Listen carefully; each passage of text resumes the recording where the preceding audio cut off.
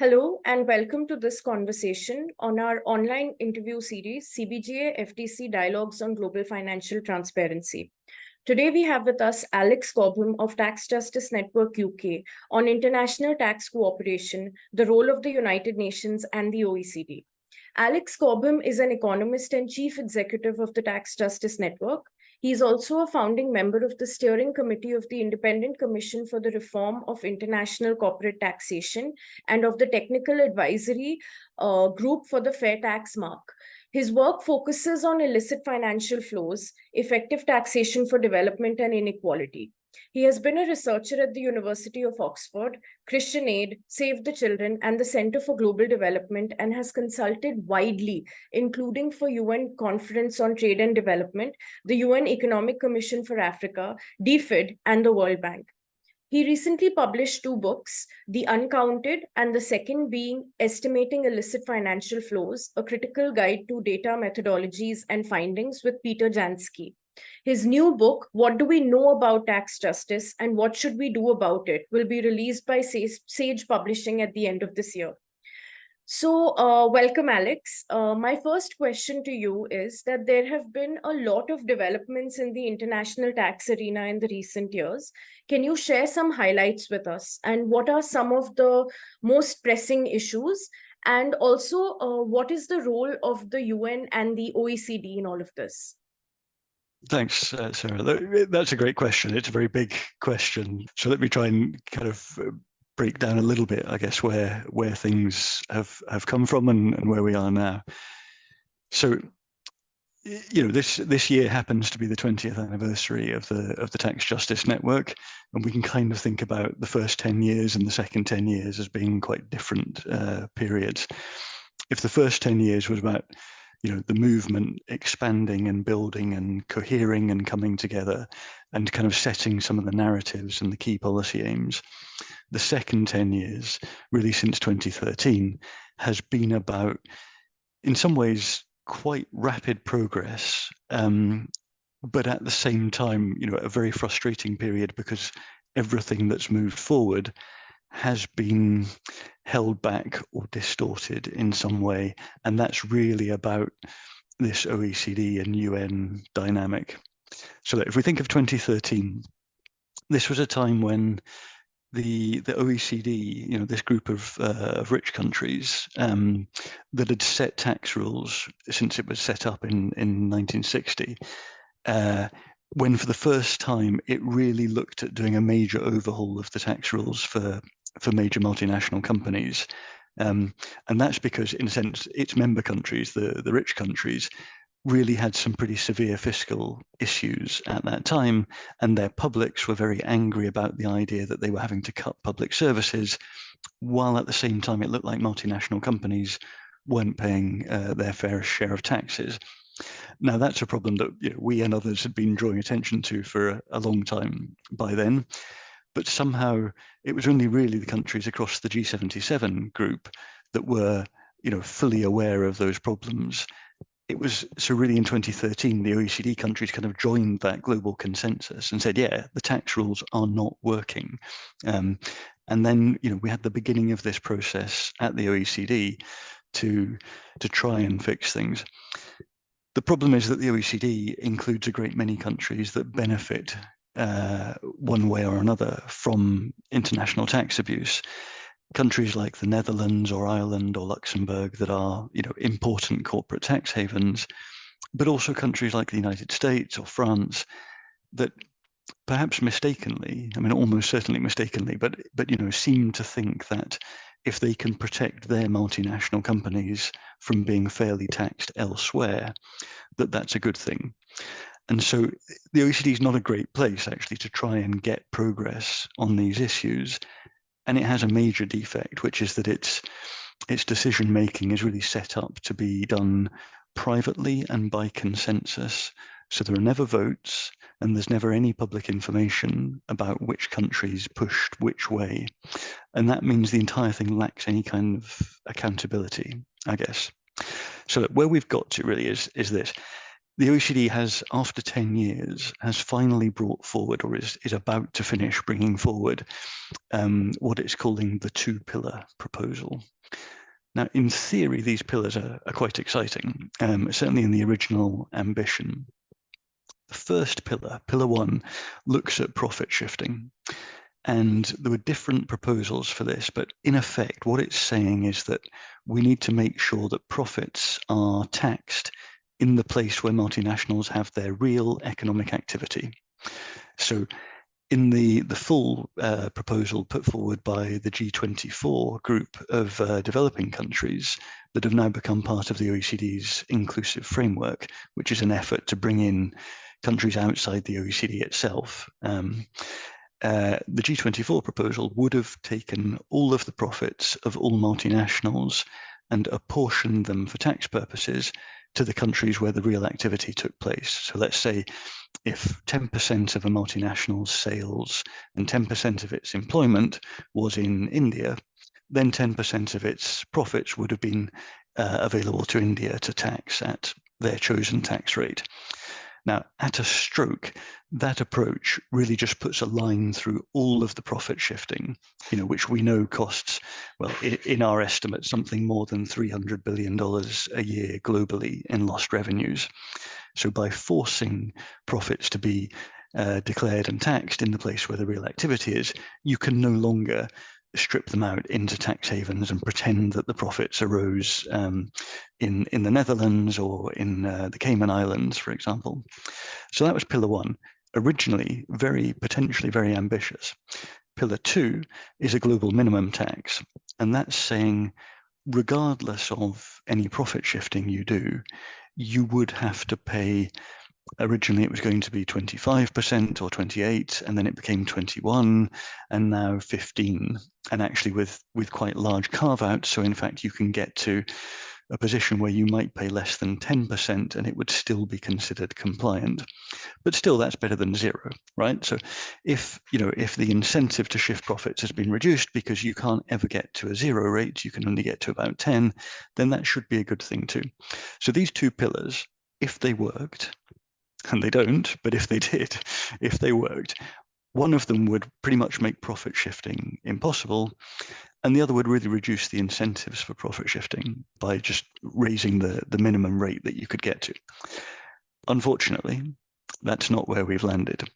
So pillar one has collapsed completely. The version that exists would only apportion a small amount of the profits of perhaps 100 large multinationals. All of the rest of their profits and all of the profits of every other multinational would remain under the arm's length principle, which we've had for 100 years and which is simply unfit for purpose. Indeed, this entire process was constructed because the arm's length principle doesn't work. And yet at the end, Pillar one is proposing that almost all profits stay under the arm's length principle. So this is kind of a disaster. But it gets worse because the United States, the biggest OECD member, it's now clear will not be able to get agreement in its Congress. And so the OECD proposal is that everyone should agree a multilateral convention on this, but with the condition, effectively, that nothing will happen until the United States ratifies, which it will not. So pillar one is now, is simply a dance. There is no reality to it whatsoever.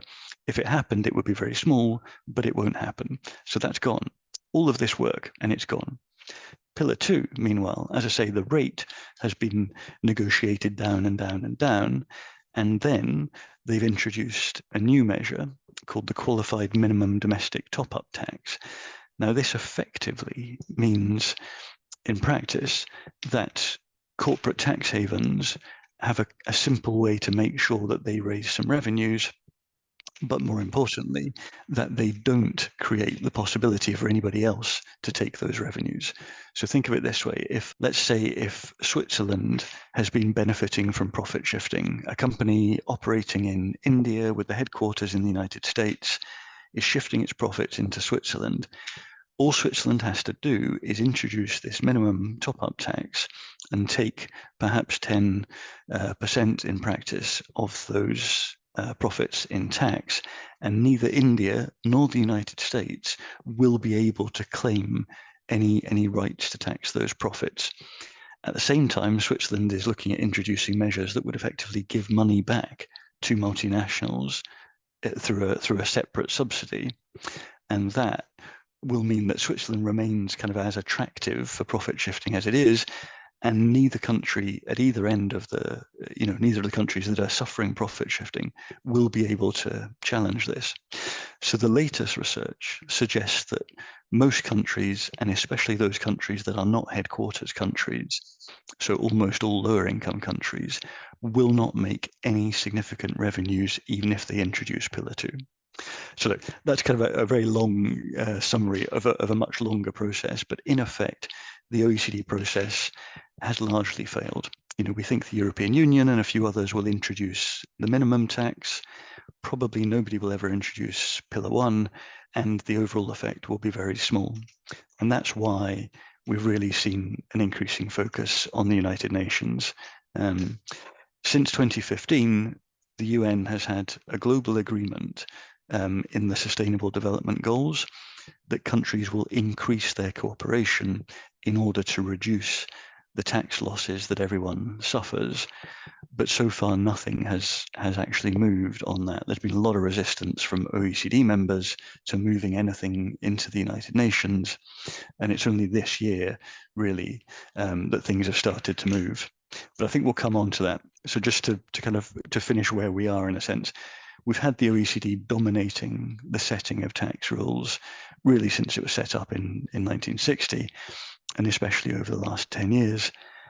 But it's increasingly clear, even to OECD members, that the OECD has failed. It will not deliver any significant reduction in the scale of international tax abuse, whether for OECD members or for everyone else. And so it looks like even OECD members are increasingly open to doing what the G77 group of countries has been asking for decades, which is moving tax rule setting into a globally inclusive space at the UN. And the question is, how far and how quickly can we move on that, given that this is an urgent question to raise revenues to pay for public services for all of us. Thank you. My second question is that there was a UN resolution passed last year for an intergovernmental tax framework. Can you highlight some of the key points in that? Why was it considered significant? I mean, this is a key moment. The G77 group of countries has brought many resolutions or amendments over the years to start discussions on an international tax framework at the UN, a global tax body, a UN tax convention, some structure of that sort. Only last year, for the first time, did they force it to a vote and found that the OECD countries that have always blocked it actually supported it, and it went through by unanimous consensus. So we have this very powerful moment of all of the countries of the world, all of the United Nations members agreeing together to move forward in two areas.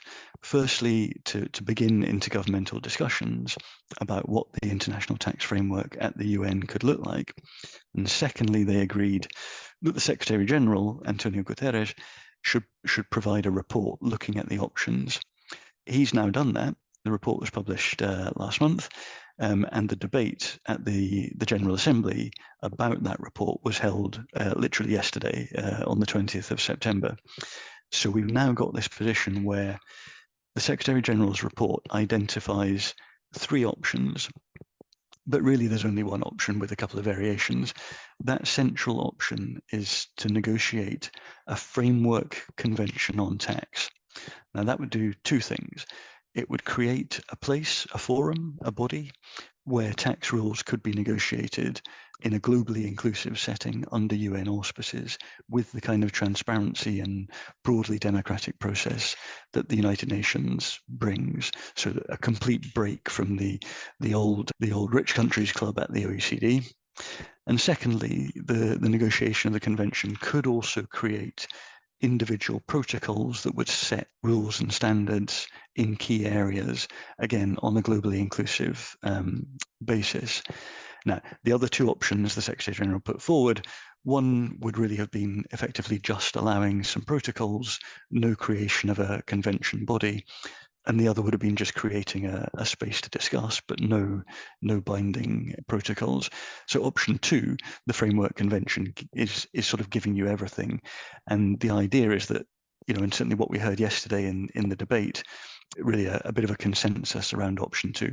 We need to go into negotiations on that basis and then see, maybe we close the door on some things as we go through negotiations, but there's no point closing the door before we begin.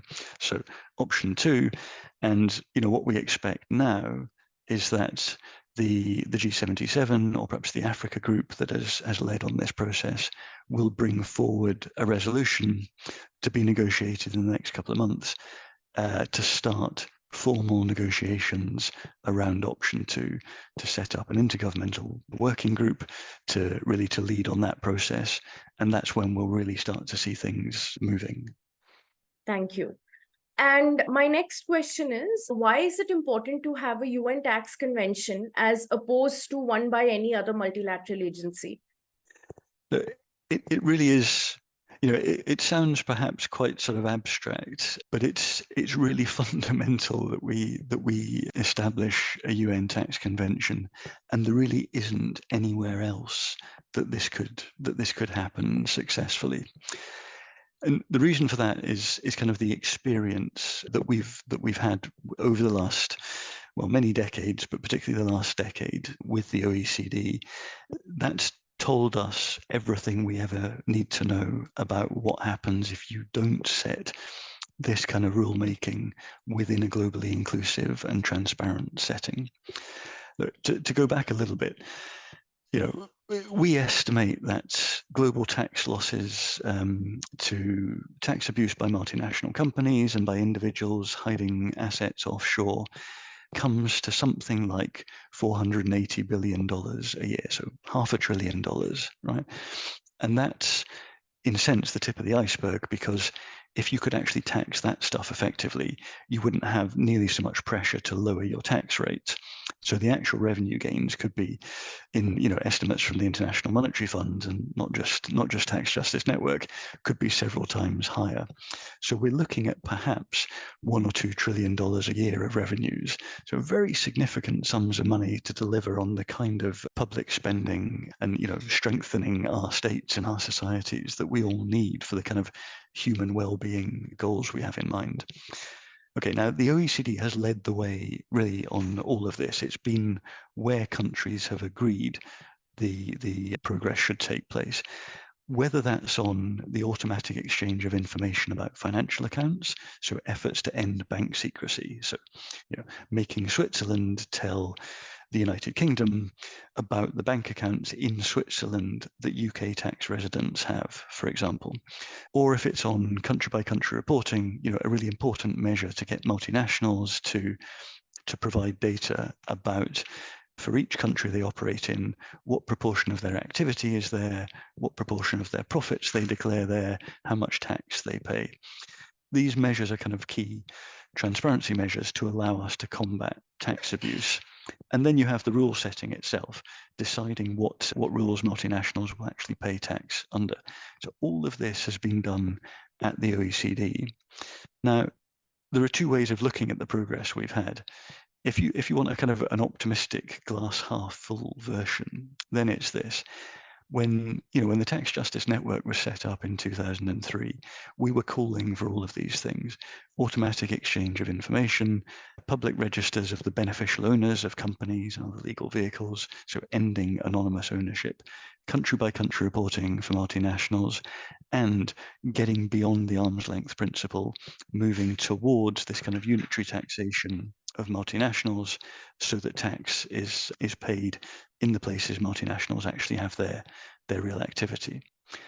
But all of these things, as delivered by the OECD, have probably worsened the inequalities in global taxing rights faced by lower income countries. And why is that? Well, it's because the OECD is the rich countries club. So every step of the way, they've made sure the benefits are going to their members, and they've set up all sorts of obstacles for non-member countries to be able to access it. So most lower income countries are not able to be part of the multilateral agreement for automatic exchange of information, for example.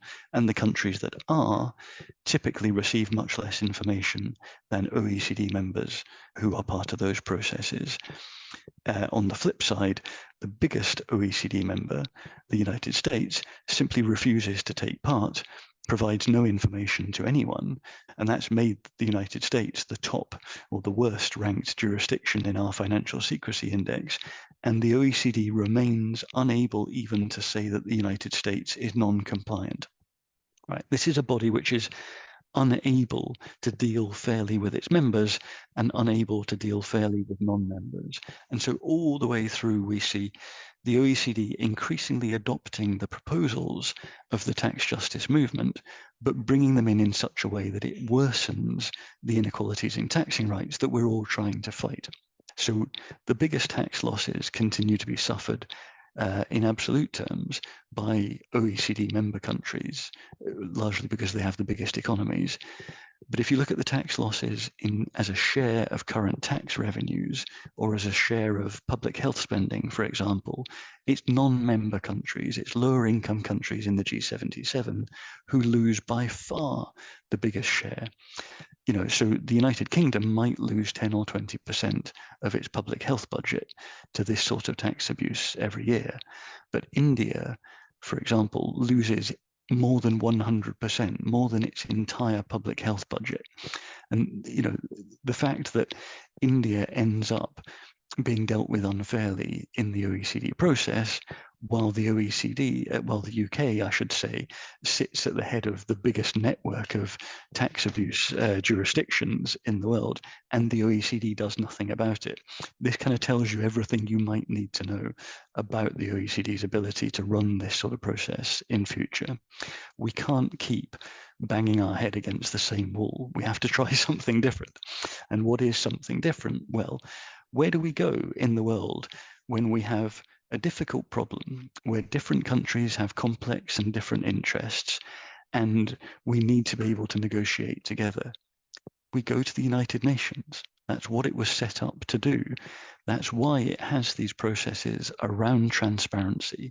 So the citizens of every country, for example, can see how their government votes. At the OECD, you can have a government that comes out and tells the world, we are leading the way to progress. And then behind closed doors, they block everything they can.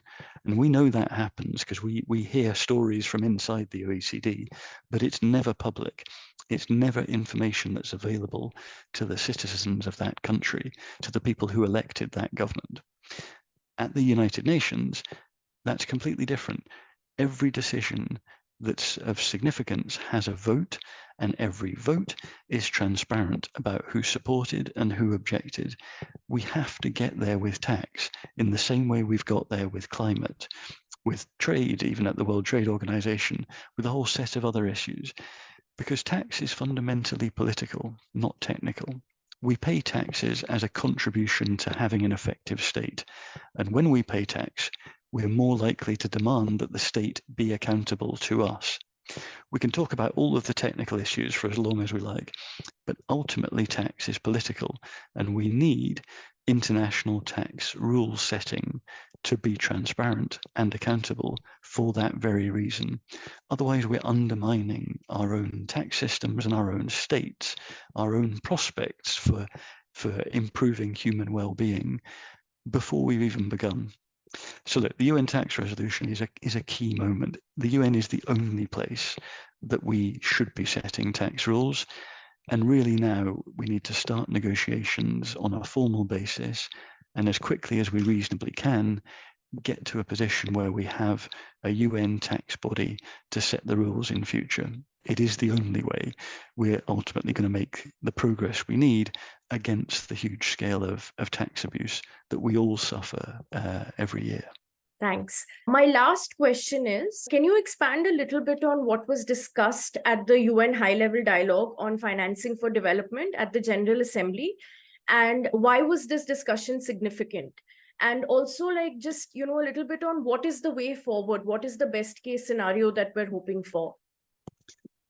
So look, yesterday's discussion was pretty positive. We had countries from every region of the world, indicating their strong support for this broad agenda to continue this work at the UN, and some very pointed contributions, perhaps most powerfully from former South African President Thabo Mbeki, calling explicitly for option 2 from the Secretary General's report to be adopted. That's to say, the negotiation of a UN framework convention on tax. And that really, as the moderator, who's also the director of the G24 group of countries, as she concluded, there seems to be a consensus emerging around option 2. And that's the path forward. So what we'll see now, we think, is that the G77 or the Africa group will bring forward another resolution at the UN General Assembly's second committee, that's the Economic and Financial Committee. That will be negotiated over the next couple of months, and probably in late November, we'll have a vote. Now, what's vital, we know that there is broad support across the G77, but we need to hear from the countries who didn't speak in the debate yesterday. And that's really the United States, most of the European Union members, the United Kingdom, I guess Japan and South Korea also. So these are all countries that backed the unanimous consensus last year on moving forward these discussions, but then made statements or provided inputs to the Secretary General's report that were less positive, that were, raising concerns about, duplicating the OECD process. Now, as our colleague Chennai Mukumba, the director of Tax Justice Network Africa, said in the debate yesterday very clearly, a UN process will not duplicate the OECD because the OECD is not globally inclusive, because the OECD has not been concerned with reducing the global inequalities in taxing rights between countries, and a UN process will be. So this is not a duplication. But we need those OECD members really to stand up and express their views publicly, which so far they've been afraid or ashamed perhaps to do. And we need the citizens of those countries to be demanding answers from their own governments. And that's really the agenda for us over the next couple of months, making sure that the governments of the United States, European Union members, the United Kingdom are really being held accountable by their own citizens who lose out, who are the biggest losers in absolute terms from the revenue losses due to our collective failure to confront this tax abuse, but whose governments very often go into the international processes with, at best, a mixed position, a conflicted position about whether they're really in favor of progress. That's the other reason that we need to move this to the UN, of course, because we need those governments to be held accountable by their own citizens. If they're going to block progress, they need to know there's a political cost. At the moment, they can hide the fact that they may sometimes be doing that. So that's really what we'll see the next couple of months, this back and forth about the resolution and then a vote. And it's only at that vote, probably in late November, that we'll actually see publicly which way these governments are voting. Our hope is that there'll be sufficient progress and engagement in the interim period that vote will again be unanimous and will move forward with formal negotiations. I think it's the most likely outcome at the moment, but there's a long way to go. And if it doesn't happen, I think there's a good chance that we'll see the G77 group decide to move forward with negotiations themselves. They account for, the great majority of the world's population, and they could move without some of the big OECD members. I think that would be an unfortunate outcome, but certainly better than seeing the process blocked. And that's really what the OECD members have to think about. This process is going to move forward because the scale of tax abuse is simply too large. Do they want to be part of it, or do they want to stand outside and, hope against hope that somehow the OECD process will be effective when we already know it's not? So I think that's the agenda, and we'll see the next couple of years really these discussions picking up a lot of momentum and getting to the sharp bit, really deciding what kind of decisions we want to take collectively.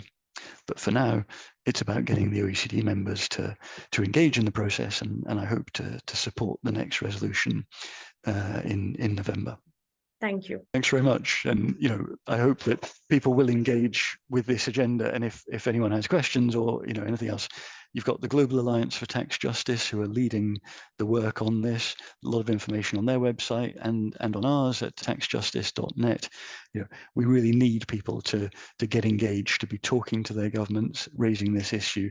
We've got a great opportunity now, and now is the moment to engage if people haven't done already. Together, we can shift this. This is world politics shifting if we all put our weight behind it. So I hope everyone does. And look, thank you again for the opportunity to say that.